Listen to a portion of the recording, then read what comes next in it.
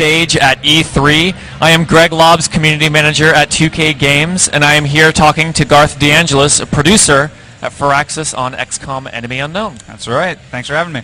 So first things first, I just want to let the people watching, I've got the chat room from Twitch TV open on my iPad here, so go ahead and send in your questions, send in what you want to ask Garth here, and I'll see if I can pick some questions to ask him. Bring them on.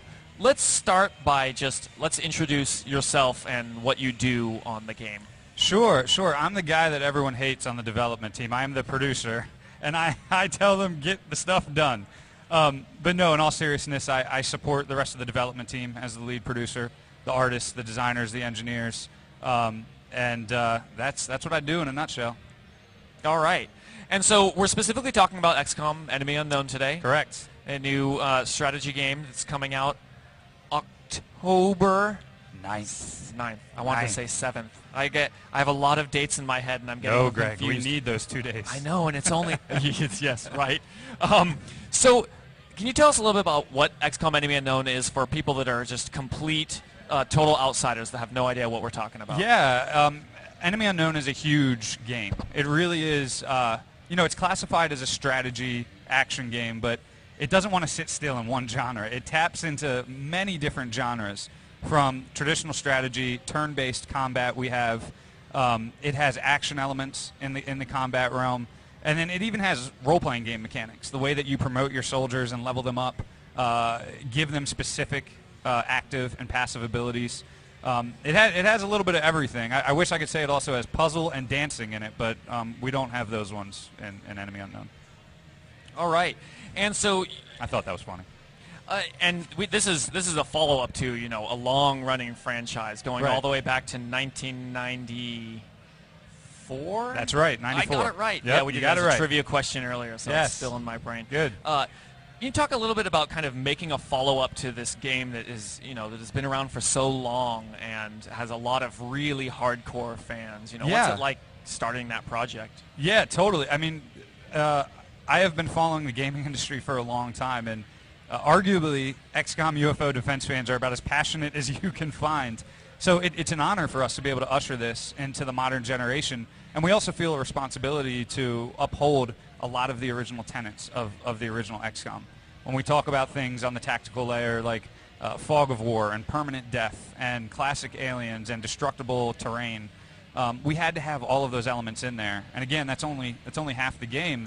Then you have the strategy layer where you're making the big epic decisions to how to counter the alien war, between researching and making warfare decisions and building items and weapons and vehicles, and I can go on. I mean, there's just a lot there, and it really was a big responsibility for us to do the original justice. All right. And let's talk a little bit just about here at E3. What are you guys, I mean, obviously you're here showing stuff off back at our 2K Games booth, which is on the exact opposite side of the South Hall here. And so what is it that you're showing off? What's new? We're showing off a presentation demo, and then we have a little bit of hands-on time for some press as well. But the demo that we're showing off is sort of this theater presentation. We've shown before some early gameplay with respect to rookies and conventional armors and weapons. Now we want to show where the players can evolve to, which is late game gameplay. And any XCOM fan will tell you it is fun to research and build this late game stuff, whether it's flying armor packs or the later game aliens like the terrifying chrysalids. So we're actually showing a demo where we have a late game squad coming in and saving a rookie squad. And we have a soldier that has Archangel armor. He can fly. We're showing plasma weaponry. We have a ghost unit that can actually turn invisible, which was not in the original game. That's something that we also added. And then we're also giving a taste of psionic soldiers, which is the ultimate class that you can get to. I haven't even seen psionic soldiers. I've been playing the game back at the office. I haven't gotten enough. I don't get a lot of time to play. I've played the early game many times. Yes. It takes some time to get there, but in this demo, we selected the creator of Civilization, Sid Meier, and we selected him to save Civilization. So we actually have him as our psionic soldier in the demo, and it made a lot of sense for us. He is the most enlightened in our studio, and so we wanted somebody that had this psionic capability to mind control the aliens. He was the perfect fit. All right. Well, I'm sure a lot of people are very happy to hear that psionics have returned. It was always a big part of the old XCOMs. So, you personally, what are you most excited about showing people of XCOM? There's so much there that really, if you ask any XCOM fan, I think you might get a different answer.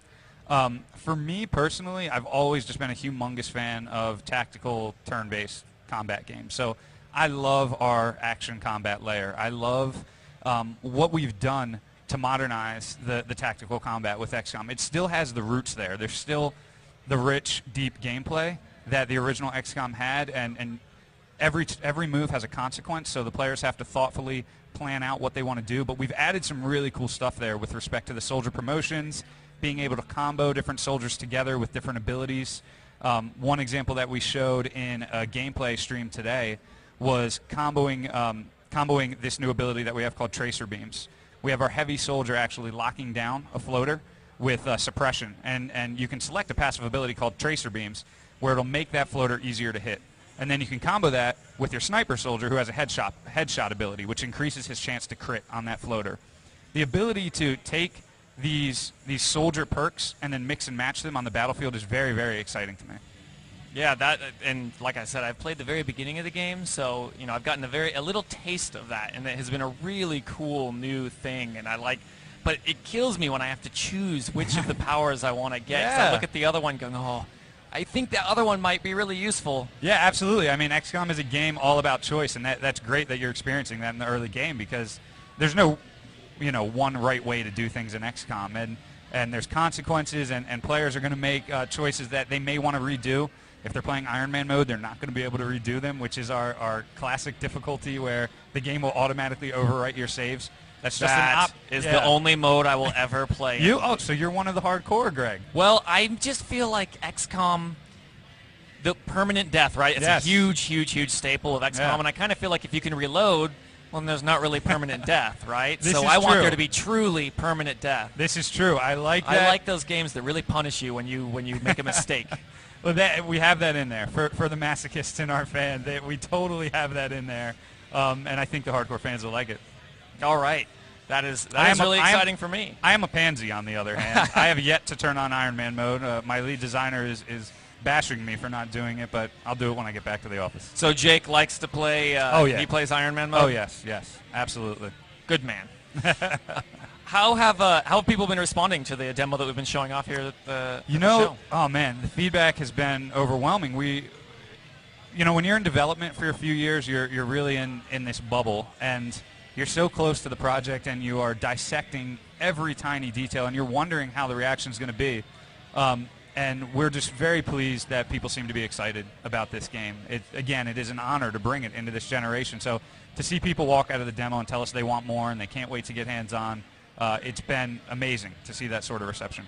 Well, I think part of it is because it's a genre that just doesn't have a lot of games in it. I completely agree with you. It's some of the best feedback I've heard from a few of the press members is simply just hearing, it's a breath of fresh air to see this type of game. There's a lot of amazing games out there, and I'm not putting down other genres, but we're making a game that does not fit in any other genre, and it's going to be released not just on PC but on console. And that is a breath of fresh air that when you talk about innovation and wanting something different, I'm very excited for our team to be able to bring that to the gaming audience. I do have a question from the chat here from Sure. Thoth7. He says, from the discussion so far, it sounds like soldier roles are a lot more defined now, rather than being purely defined by what gear they carry. Sure. Or mostly defined by what gear they carry. Now they have actual classes. Yeah. Can you talk more about the system, how that works? Yeah, absolutely. So similar to the first XCOM, you actually recruit soldiers, and they're just like fresh meat in the beginning. They're rookies. They're sort of undefined. They usually have a pistol or an assault rifle, and if they can survive to a promotion, then they will be assigned a class. And we have 4 conventional classes in the beginning of the game. Obviously, Psionics is more of a late-game class. But they can be assigned a class and have a propensity in that class. They can either be a heavy soldier, where they'll have a heavy machine gun and a rocket launcher. They can be a support soldier, where they're still killers, but they can also augment the abilities of their squad mates. A sniper, which is self-explanatory, and then also the assault soldier, who likes to get up close and personal and deal some heavy damage to the enemy. So once they survive, they can then get promoted into those classes. And a lot of their gear, their weapons, is determined by what class they're in. The armor and the items can actually be mixed and matched. You can place Carapace armor, the Archangel armor that we showed off on anyone. We have a skeleton suit, which gives you a grapple hook, and that can go on a heavy soldier if you want it to. So there is still a lot of flexibility with respect to the soldier class system. It's really the weapon that defines their class and the abilities that they level up to.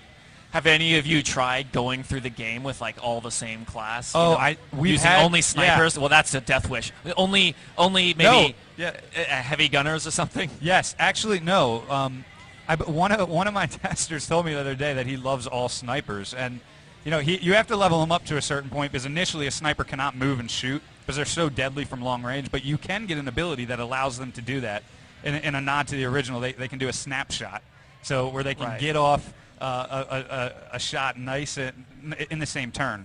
But you have to get to that certain point, and so the tester really did a great job of making that happen. Yeah, I've heard all sorts of crazy stories with the loadouts. Someone is asking about the possibility of a public demo. We're not talking about that yet. Right now we're just trying to finish the game. Once we get closer to release, we'll start thinking about that, and we'll... that is an excellent answer, Greg. Yes. I like that.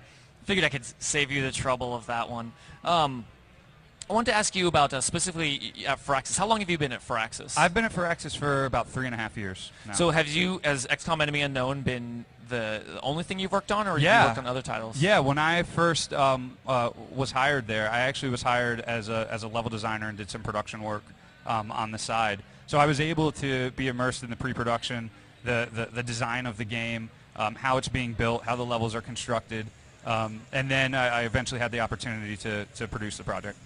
All right. That sounds like an awesome thing to get to move into. I mean, it was fun. Like I said, when I saw what they were building in the interview, I said, I must work on this project. I'm just a huge fan of turn-based tactical games, so this was something that I couldn't wait to be a part of. That is cool. Let's talk about some specifics of kind of things we talked about a little bit. You talked a lot about gear and the kind of different weapons. What's the... We know that there are sniper rifles and assault rifles and a heavy gun of some sort. But what's some of the... Can you give some examples of more exotic weapons that XCOM operatives might be using? Yeah. So there are those conventional weapons. There's the sort of the distinct roles that you have to start out the game. You have an assault rifle, which is really universal. The sniper rifle you mentioned, the rocket launcher that the heavy gets after he is promoted. Then you have things like a shotgun and a light machine gun, which ironically is actually a big, badass machine gun. So you have things like that. And then the pistol, the sidearm, which you use when you either run out of ammo or you need to take a pot shot on an alien. It sounds like that's when you're about to reload your game. Right. That's what I would do. But no. The hardcore fans don't do that, never. With those weapon classes are sort of established. And then in the research portion of the game, you get specific loot from the tactical maps, and this plays into the synergy between the strategy layer and the tactical layer. You can bring back alien corpses, alien loot. Eventually, when you get to UFOs, you get these special types of loot that the scientists cannot wait to get their hands on back in HQ. And then you can develop different types of weapons, and any fan of the original will tell you laser weapons and plasma weapons. You can open up this whole new weapon class by doing those. And they sort of do have a cousin from the conventional weapons. You have your plasma sniper, your heavy plasma, your laser assault rifle, variations of the shotgun we call the scatter laser, but it really does behave similar as a close-range weapon. And we have a few other weapons up our sleeve that we're not speaking on right now, but we think the fans will be happy. Someone wants to know what... We've definitely heard about using a suppression fire and flanking as a sort of synergy. It's a very simple tactic, obviously. Right. Very, very important, yet staple in squad warfare. Can you give some examples of how maybe different units synergize in other ways? Yeah, absolutely. One of my favorite ones to do with early game units, the support soldier has an ability called smoke grenade. And that, in essence, it's like throwing a grenade, but then it creates this volume that basically allows you to place cover where cover doesn't exist. You get the benefit of cover for a short period of time before it disappears. So you can use your support soldier to throw a smoke grenade very, very close to a deadly alien. And one of the things I love doing then is using my assault soldier to run and gun usually you cannot dash and then shoot in one turn, right? But our assault soldier, once he gets this ability, he can dash very far, which helps him get up nice and close to the alien in a smoke volume, so he's protected, and then he can blast him with the shotgun or the laser scatter rifle. So that's just one example that I personally, lean on when I want to take out an alien pretty quickly. I believe I mentioned the heavy suppression and the tracer beam, comboing that with a sniper headshot. So there's all sorts of different things you can do, and discovering those emergent combinations is part of the fun of the soldier abilities and progressing down the tech tree. All right. If you can keep your guys alive. Yes. And speaking of these deadly aliens that you just mentioned, yes, it's just all little gray aliens the entire time, right? There's no other types of aliens. Right. Is that how it works? That's correct. How about you talk about kind of the variety of aliens Sure. and the different sort of challenges that some of them provide. I know we haven't talked about certainly all of the aliens that are in the game, right? But talk about the ones that Yeah, no, we've definitely been holding back on some aliens, and we released a brand new trailer a few days ago, and I love seeing some of the response to that. Some people have already been breaking it down frame by frame and saying, "Oh, they do that for sure." Yes, which is awesome because it gives you little hints of what's around the corner. We talked a lot about the sectoids. There are different alien types. There's the floaters, which are an early game alien. When I was playtesting, the first time I saw floaters, just completely eliminated my entire squad. Oh, man. I'd gotten such in a mode of like, okay, I can use cover, I'm safe, I'll take it slow, and all of a sudden the first floater comes above and went, oh, everything I thought I knew is wrong. Right. Did he launch on you? I mean, they have this ability where they can launch up into the sky, disappear. You don't know where they're at, and then they can descend behind your entire team and flank your entire squad. I didn't even see that. That's even more terrifying. That's one of their go-to abilities. So they quickly can turn the tables on you, and your entire squad is flanked. You have to deal with them really quickly. Floaters are hyper-aggressive. They travel in packs, and they can fly. And I believe, as I mentioned, if somebody has height on you, that is a tactical advantage, so you got to take them out quickly. The chrysalids, which we revealed in the demo that we're showing at E3, that is the alien of nightmares. Any original XCOM fan, I've heard many stories that you do not want to go against a chrysalid in a night terror mission. Because if you see one, you are quickly going to see more if they get to your soldiers. They give your soldiers a fate worse than death. If they reach you in our game, they'll give you a nice kiss, they'll rip off your face, and then that soldier will then turn into a zombie. He will rise and turn into a zombie. If you don't take him out quickly, a new chrysalid will spawn. And as you can imagine, they can quickly multiply. You don't want to let that would happen. be a problem. Yes, it is. It is a major problem. So they are a brutal alien, and we're excited to show them at E3. I completely lost my train of thought. You want more aliens, Greg? I got more. You got more aliens? I got more. Well, then tell me about more aliens. So we talked about the floater, and there's a heavy floater variation. One of the other things that we're touching on psionics from the soldier perspective, the sectoids and the sectoid commander, who is sort of their leader, can use psionic attacks early on the player. And this is way before you have psi soldiers to counter against them. So part of the fun of the XCOM is eventually using the aliens' powers against them. But before you get to that point, your soldiers are going to be getting mind controlled. Sectoids are going to be using an ability called Mind Merge, where they can psionically link together and raise the profile of the sectoids that they are linked to. But it's a cool little puzzle, because if a sectoid decides to mind merge with one of their buddies up closer, if you can somehow do a multi-turn flank and get to that sectoid that initiated the mind merge, you'll take out two sectoids at once. So it's a pretty cool counter that lets you take out the deadly guy up front. All right. Let's talk about the base. All right. Taking a step away from the from that tactical gameplay part of it is, when you leave a mission, sure, we end up looking at the lovingly titled Ant Farm base. And that's a big change from the original XCOM or the original XCOM games, which were all kind of isometric top view. Or not, they weren't even isometric, they were just, straight above. Right. But in here we decided to go to the side. Kind of what was the thought process behind doing that? We are so excited about the response that we've gotten to that, because that's clearly aesthetically probably one of the biggest departures that when you just look at that looks nothing like the original XCOM base. So we were very excited to see that fans got it, that it totally resonated with them like it did with us internally. When we were tossing around the ideas of how to present the base, the first thing we did was go with what the original XCOM did. And, you know, something about it was just missing. It wasn't clicking with us. And it visually wasn't as appealing as we wanted. And it was a little cumbersome to sort of pan over everything.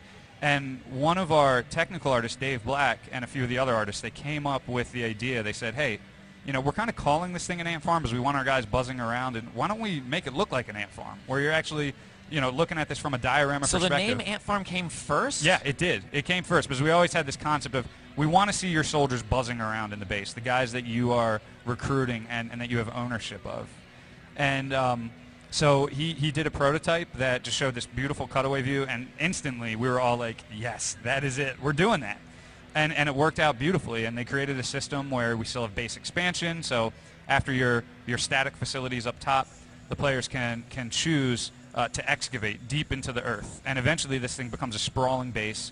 There are over a dozen rooms that you can build underneath that all have a specific gameplay benefit. There's adjacency bonuses. There's just so much gameplay and meat to the base. It really does feel like a whole other game in and of itself. All right, yeah. I mean, the base is I'm a big fan of the base too because you get to zoom in and you can look at the individual rooms and you get to see your soldiers. Right, in they're playing them. pool. They're having a beer. Yeah, there's a lot of fun things that you can see. All right. Let's talk about what you do in your base. Sure. Manufacturing, researching, you know, I mentioned two of them. So what are all the things that kind of you do in between actually shooting aliens in the face? Right. Or whatever body parts the alien might have. Yeah, the face is always good. But yes, some of them have strange body parts too. So you shoot them wherever you can hit them. And what am I talking about right now? In the tactical map, I love the interplay between the two systems. I absolutely love it. So when you are shooting those aliens, collecting their bodies, collecting their loot, you want to bring that back to the base, and this allows you to open up this whole web of research and technology where the game truly blossoms, and the players can choose how they want to take on the alien war, create their own story with what they choose to pursue. And, you know, a simple example of the cycle is you get that loot from tactical, you go down to the research labs where your chief scientist resides, and she tells you, okay, you gave me this item. Here's 3 or 4 things I can do with this. Tell me what you want me to do, and this is potentially what it could lead to. And as the player makes those choices, it then leads to subsequent choices that open up and branch endlessly.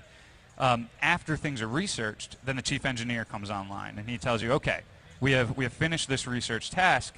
Here's what we can make. Here's a tangible item we can make out of it that you can then use against the aliens the next time you go out in combat. So it's a really cool cycle that the player discovers as they're going through the game. And that I really simplified it. There's so much more you can do in the base. I mean, there's the hangar that we didn't even talk about. We showed interception for the first time today, so I hope the fans are excited. Just got a couple of questions, but people are asking if there's going to be I mind controlled them. I knew they were going to ask. Yes, we have interception, just like the original. It really is a really nice means to an end, but it's important to get to this new tactical type of gameplay, which is crashed UFOs, which can give you new loot. For the first portion of the game, you're very reactive. You're reacting to these events that you can't control, which is alien abductions, terror missions. Once you have the capability to detect UFOs, you can then launch your interceptor jets, and you take the fight to the alien. You're proactive for the first time. And this opens up, again, a whole new gameplay type that's very exciting. All right. So speaking of that, I mean, you definitely got this kind of flow of you start, like as you said, without even being able to intercept the UFOs. Can you describe like how the game evolves over time? You know, and it's not the same every time. I mean, you kind of go down different paths. And exactly. No, it's tough to describe because you just said it's different every time. It's really tough for me to tell you this is what happens. We don't have a linear game A to Z. We have these choke points that are very important, and the players will get these nice cinematic moments that says, you are at this point, this is happening in the alien war. But how they get there, it is this wide open net, and there's all these different choices that they can make, and you may get, a secondary cinematic before this primary one on this other time that you play through. It's very different every time you play through, and it's all up to the player to determine how they choose to allocate their resources and what they choose to pursue first. Do you want to build satellites so you can do interception sooner than later, or do you want to allocate those funds to trying to pursue beam weapons and laser weapons to give to your troops? It all depends how you choose to use that. Or do you try to spread your resources thin and do everything like I do and then fail miserably? You have to sort of choose a strategy and then go with that. And to me, that's beautiful because it's a different story every time. In the original XCOM, there really wasn't a story. It was, aliens invading Earth, Go take care of it. And we're not going to give you cinematics. We're not going to give you any dialogue boxes. You're going to tell your own story. And you're going to have this intense player agency in your own head every time you play because it's your story and you choose how to save the Earth. And we still have elements of that, even, almost 20 years later. We have, obviously, narrative has evolved, and we have these beautiful cinematics and these key story points, but we still have the open-ended portion of the game to get to those points, which we think was very important. All right. Let's shift gears almost entirely. Sure. Talk about the fact that this is obviously it's a global game. You're right. fighting an alien force that is attacking the entire world. XCOM is an international organization, soldiers all over the world. Right. That must mean that there's a variety of places, kind of environments. Sure. So you can talk a little bit about the variety of environments. Yeah. Our level art team, they are broken, amazing men and women right now because they had to create a lot of levels.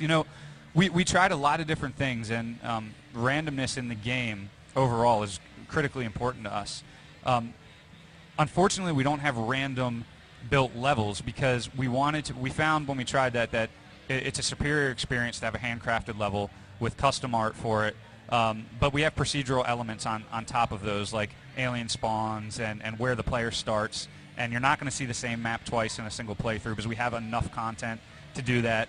But we do have some geographic-specific locations. In general, we really had to build and customize the levels to be geographic agnostic because you can go anywhere, and we needed enough content to be able to deliver that. So, we do have a couple specific locations that players will recognize and like, but other than that, we needed to give them enough sandboxes to play in, and so that's the route we went. All right.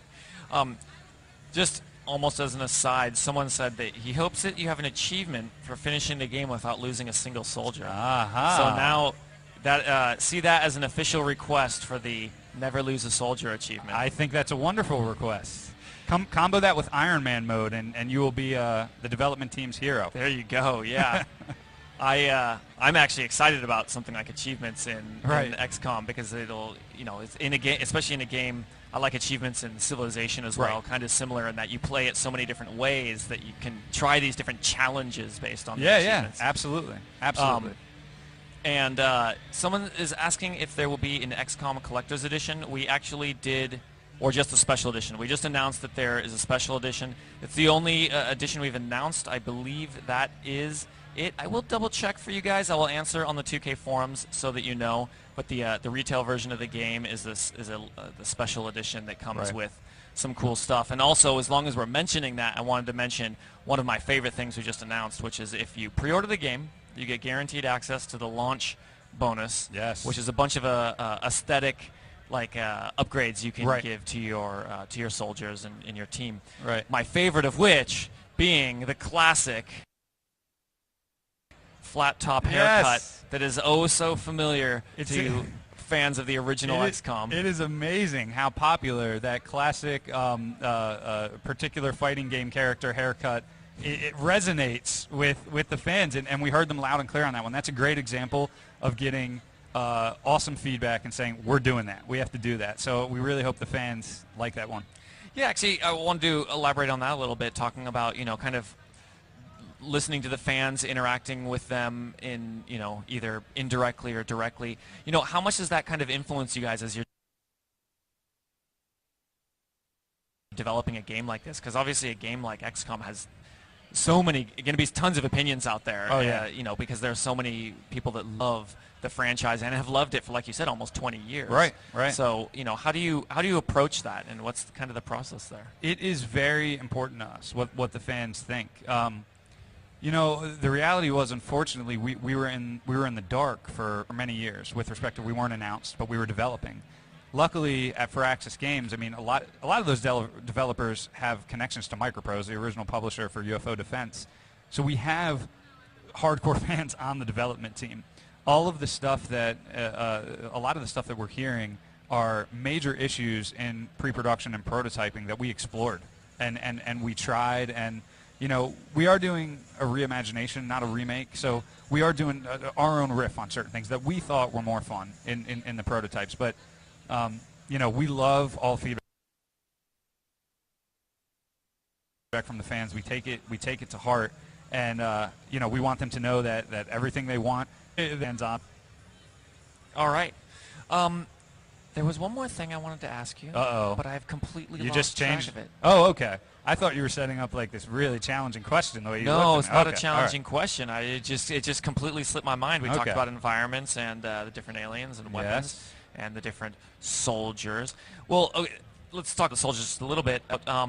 What is your favorite of all the different abilities that are in the game, of the different soldiers? Oh, wow. What is the one where you're like, man, I really want to level up that class so I can get to that ability? I'm such a sniper fiend. I love. We have one called Damn Good Ground, which really is. I mean, it's just looking for higher ground for my sniper and knowing he's going to get a bonus on top of the normal height bonus. Just using that tactic to move my sniper to high ground and have him be my eagle eye for the squad. I love that. So it's a passive ability called Damn Good Ground. Run and gun, everyone, and that allows you to immediately after it. Yeah. And I also, speaking of soldiers, my favorite part, I'm very weird, but I love naming my soldiers after family and friends. Like, it just creates this insane story for me in my own head that I'm saving the world with my family and friends, and I don't want my sister to die. I got to protect her. Well, so, I did that originally in XCOM, and then I just started getting a little depressed and went, no, it's just got to be Soldier 1, Soldier 2. Well, actually, I agree with just the random generator. If they were promoted, then I would be like, oh, okay, you're now someone I know. Because I want to, they're stronger, they're less likely to die, and they've made it through the first trial of surviving into a class. All right. So I think it's about wrapping up, but the people in my ear have not given me the... He's talking to me right now. He says, however I want to do it. It's whatever I want to do. It is all in your hands, Greg. Well, we got through all the questions I had for you, and we've answered a few from the chat and on the Twitch TV. Awesome. Or are you in here to show off? E3 is awesome. E3 is so much fun. We're honored by the feedback we're getting. The team has worked so hard, so it's really nice seeing this recognition from the press and the fans. We've got a few Best of Show nominees by multiple outlets. Sorry, I'm not that good at this. A man just spoke in my ear. So sorry, people watching. So it really has been humbling, but very just 2K booth. I can't wait to get my hands on the latest Borderlands 2, and Spec Ops looks incredible. I got to speak to the writer on Spec Ops, and it just makes me want to play the game. So all of that stuff looks absolutely mind-blowing. Yeah, hopefully you have a little bit of free time. You can go look at the other parts of our booth and actually get to play our other games. Yes, I know you've been you guys are always really busy at these things. Yes. It's just back-to-back interviews like this one that I just. But we're gonna sign off, and we're actually gonna be back here. Well, I will be back here tomorrow on the Twitch TV stage again, interviewing